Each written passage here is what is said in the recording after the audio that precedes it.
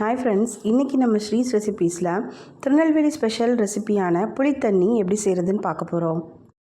ரசம் செய்கிறத விட ரொம்ப ஈஸியாகவே செஞ்சிடலாம். புளி மட்டும் ஊற வச்சுக்கிட்டிங்க அப்படின்னா ஒரு 10 நிமிஷத்துலேயே நம்ம ஈஸியாக செஞ்சிடலாம். இது எப்படி செய்யலாம் நம்ம இப்போ பார்க்கலாம். முதல்ல கடாயில் நல்லெண்ணெய் சேர்த்துக்கிறேன். அதில் கடுகு உளுந்தம்பருப்பு சேர்த்துக்கிறேன். நல்லெண்ணெயில் செஞ்சீங்க அப்படின்னா தான் இது ரொம்ப நல்லா வாசனையாகவும் சுவையாகவும் இருக்கும்.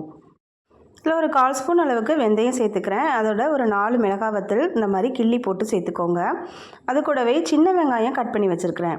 சின்ன வெங்காயம் நிறைய சேர்த்திங்க அப்படின்னா ரொம்ப சுவையாக இருக்கும். அது கூட 2 பச்சை மிளகாவை இந்த மாதிரி கட் பண்ணி சேர்த்துக்கோங்க.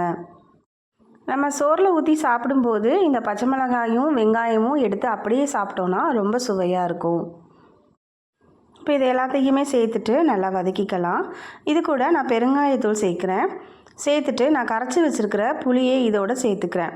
நல்லா ஒரு எலுமிச்சம்பழ அளவுக்கு புளி சேர்த்து நல்லா கரைச்சி வச்சுருக்கிறேன். இது கூட 1/4 ஸ்பூன் அளவுக்கு மஞ்சள் தூள், 1/2 ஸ்பூன் அளவுக்கு மிளகாய் தூள் சேர்த்துக்கிறேன்.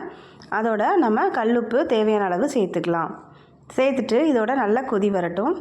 இது கூடயே நான் கருவேப்பிலையும் சேர்த்துருக்குறேன்.